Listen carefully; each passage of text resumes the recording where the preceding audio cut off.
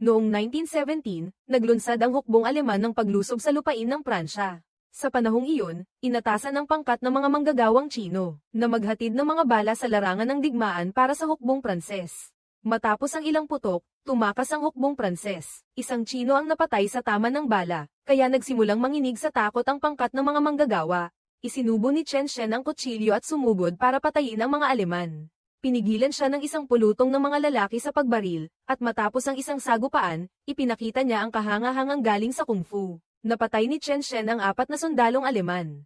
Noong 1925, pumasok ang hukbong Hapones sa China. Sa panahong iyon, nakabalik na rin sa Shanghai ang pangkat ni Chen Shen. Si Ginoong Liu ang may-ari ng isang malaking sag-alan sa Shanghai. Dito, pinag-uusapan ng lahat ang digmaan sa pagitan ng China at Hapon. Si Kiki ay isang mang-aawit sa sag-alang ito. Sa oras na iyon, may isang Hapong opisyal na humiling na umawit siya ng isang awiting Hapones. Tumugtog si Chen Shen ng padaskol at malamig ang kilos, para itago ang tunay niyang pagkatao. Nagkunwari si Chen Shen na siya si Tian Yuan, ang kaibigang nagbuwis ng buhay sa larangan ng digmaan. Inanyayahan ni Ginoong Liu si Chen Shen na manirahan sa kanilang bahay. Lumapit si Kiki. Siya ang asawa ni Ginoong Liu. Si Chen Shen, sumali sa makabayang hanay ng paglaban para pigilan ang imperyo ng Hapon. Sa pulong ng pangkat ni Chen Shen, sinadya niyang lapitan si Ginoong Liu para mas maging madali ang paglaban. Bumalik si Chen Shen sa dating dojo, kung saan magkasama silang nagsanay noon ng kanyang guro. Sa dojo, tinanggap ni General Chakar Aishi, ang opisyal na Hapones. Ang balitang alam ng kanyang kakampi ang galaw ng mga tropang Hapones. Kaya pinaslang niya ang 3 tao para mailantad ang impormasyon at mapanatag ang mga alagad niya. Nagkakasalubong sa lihim na mesa sina General Zeng at General Zuo. Tiyak na sinabi ng general na ang mga Hapones ay mga swapang at ganid. Bakit mo sila inutusan na tulungan si General Zeng at sabihin sa kanya na may 7 araw siya para wasakin ang negosasyon nila sa hukbong Hapones? Sa panahong iyon, naghahanda ang hukbong Hapones ng ambush sa labas. Nagpadala sila ng mga kunwaring pulubi para bantayan si General Zeng. Dumating noon si Chen Shen na may suot na itim na maskara para sumaklolo. Mabilis at matalino ang kanyang mga kilos. Bawat galaw na ipinakita niya ay may pinakamalakas na bagsik, kasamang nakatakas ni Chen Shen si General Zeng sakay ng kotse. Sinabi ni Chen Shen na siya ang Black Mask. Binalaan niya si General Zeng na huwag makipagsabuatan sa Hapon. Kung ayaw mong mapunta sa daan ng kamatayan, matapos niyang magsalita ay sumakay siya sa kotse at nawala sa ulan. Nais ni Chakar Aishi na paslangin si General Zeng upang ipasa sa kanya ang sisi. Kung kikilos ng ganyan ang general, magbabanggaan ang 2 hukbo, makikinabang ng walang kahirap-hirap ang hukbong Hapones, at gusto pa nilang alamin kung sino ang Black Mask. Sa buong Shanghai, pinag-uusapan ng lahat ang Black Mask. Nakipagkita si Chen Shen sa isang pulis para kumuha ng intel tungkol sa tangkang pagpaslang. Kahapon, hindi alam ng pulis na may sumusunod sa likod niya. Sa himpilan ni Chakar Aishi, nagsasagawa sila ng investigasyon sa mga kaina-hinalang tao. Sinabi ng isang babae na may isang lalaking nagngangalang Tian Yuan na bagong dating lang mula sa Pransya. Pagbalik niya, inimbitahan pa siya ni Zuo na maging isang stockholder sa nightclub.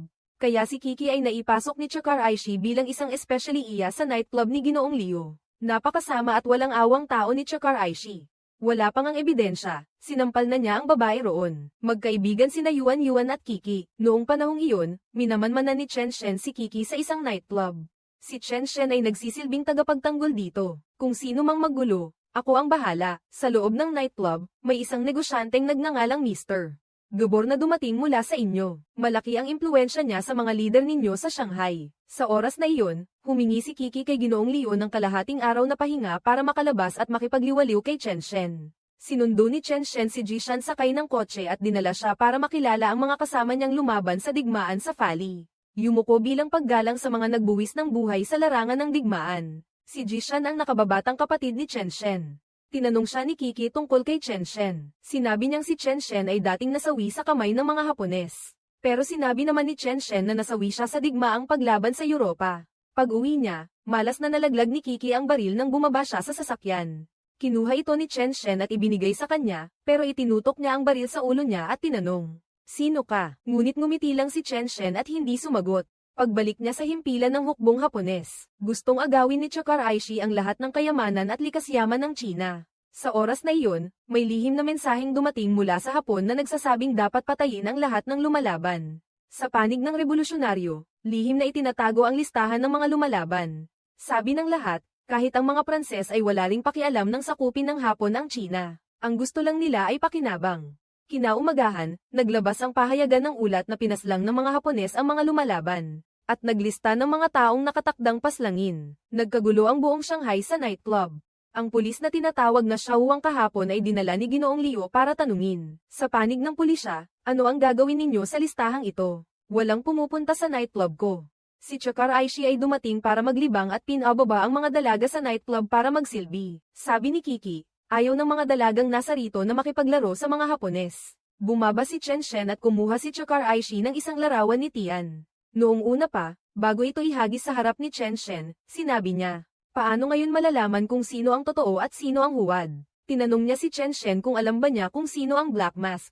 Sumagot si Chen Shen ng paligoy-ligoy, na kung aatakehin ang mga nasa listahan. Tinanong siya ni Black Mask kung may ililigtas pa ba siya, at matalim na tiningnan ni Chen Shen ang kanyang mga mata.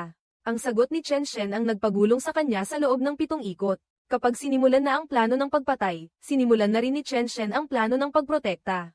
Araw at gabi, hindi siya nag-atubiling, handang magbantay anumang oras. Pero hindi niya mailigtas ang lahat, kahit gusto niya. Kinailangan ng mga revolusyonaryo na hikayatin ang mga estudyante na lumabas at magprotesta. Pinilit din ni Xiaohuang, kasama ang mga pulis, na lumikas ang mga nasa listahan.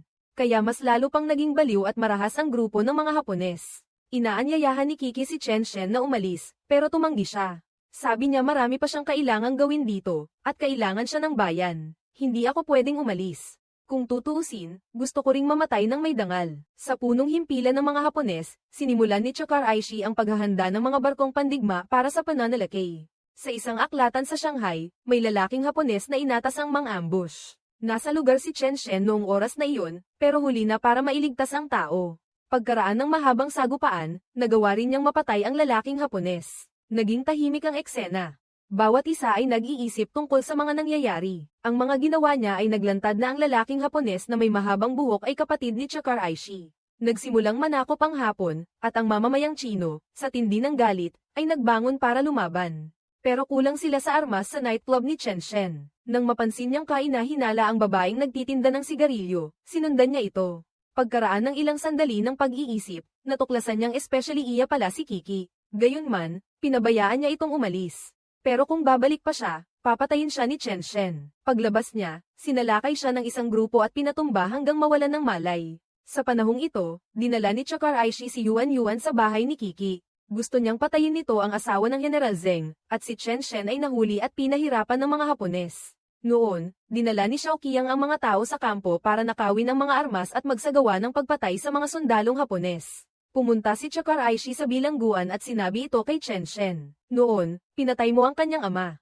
Ngayon na inatake ang himpilan, nagsimula ang mga Hapones, ng ganting salakay, pero hindi na nakaabot ang grupo ni Xiao Qiang kaya nakatakas sila. Ang mga kasamahang nakipaglaban kay Chen Shen sa France ay pinatay lahat. Ang kapatid na babae ni Chen Shen ay pinahiya, at siya ay pinalaya ni Lao Liu habang tinawag ang mga doktor para sa agarang lunas. Ayon sa ulat mula sa larangan ng digmaan, malaki ang talo ng ikapitong hukbo ng General na Zeng at napakarami ng nasawi.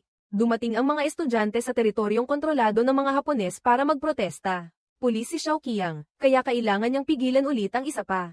Nang nagpaputok siya sa gitna ng mga tao, lalo pang naging magulo ang sitwasyon. Inaresto ng pulis ang mga estudyante at dinala sa kampo, kaya lalong nagngalit si Xiao Qiang. Nilate niya ang taong nasa itaas ng ranggo dahil sa pagsunod nito sa mga Hapones. Sa wakas, nagising din si Chen Shen, at ikinwento ni Xiao Qiang ang mga nangyari habang siya'y walang malay. Hindi ko akalaing ang General Zeng ay nakipagsabuatan pala sa mga Hapones. Nang matalo ang hukbo ng General Zeng, pinayuhan ni Lao Liu si Chen Shen na umurong. Kiki. Opisyal nang inalis ang maskara, at sa nightclub, ipinasa ni Lao Liu si Chen Shen. Kung hindi, sasalakayin ng mga Hapones si Lao Liu. Hindi siya pumayag, kaya binaril niya agad ang 2 sundalong Hapones. Isinuot ni Chen Shen ang damit ng dating monghe. Humakbang siya para makipaglaban kay Chakar Aishi. Malupit si Chakar Aishi. Ang sino mang sumalungat o hindi sumunod sa kanya ay dapat mamatay. Pati si Kiki ay pinatay niya sa isang saksak, nang banggitin nito ang panghahalay sa kapatid na babae ni Chen Shen at ang lalaking opisyal na Hapones. Kaagad siyang binugbog ng kuya niya hanggang ni isang suntok ay hindi makalusot. Ang huling suntok, diretso sa kanyang panga. Pagkatapos, sumugod ang mga kawal at binugbog siya. Siyempre, hindi sila kailanman maihahambing sa kanya noon. Bawat teknik na inilalabas niya ay puno ng puot ng mamamayang Chino. Bawat suntok ay tila gustong pumatay. Inutusan ni Chakar Aishi ang mga kawal na paalisin sila, para personal niyang maipaghiganti ang kanyang ama at kapatid. Nagsimula ang laban, isang panig ay malupit at walang awang kasamaan. Pagpatay ng tao ng walang pagkurap, para sakupin ng ibang bansa. Ang kabila naman ay handang mag-alay ng buhay para sa bayan at sa sambayanan. Noong una, dehado si Chen Shen laban kay Chakar Aishi, pero nang lumaban siya, bawat suntok ay mabigat at bawat atake ay tumatama sa mahihina nitong bahagi. Hindi pa rin siya tiyak na mamamatay. Sunod-sunod siyang pinatumba ni Chakar Aishi sa sahig. Naisip ni Chen Shen ang kanyang mga mahal sa buhay, ang kanyang mga kapatid, ang mga isinilang sa buhay at sa lupang ito. Tumayo siya, hinubad ang damit, at ang kanyang mukha ay puno ng matibay na pasya para sa tagumpay. Sumugod si Chen Shen para bugbugin si Chakar Aishi at hindi siya binigyan ng pagkakataong makaganti. Ang bawat suntok niya ay kumakatawan sa mga pumanaw na. Sa huli, nagwagi si Chen Shen, pero hindi pa tapos ang digmaan. Ang Hapon, sa kabila ng malawak nitong ambisyon, ay patuloy pa ring mananakop sa China. Dito nagtatapos ang pelikula. Paalam at hanggang sa muli.